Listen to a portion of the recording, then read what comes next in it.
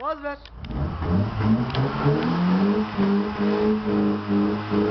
Dur.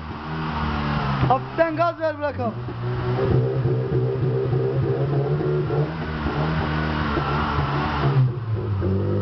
Ver, bırak.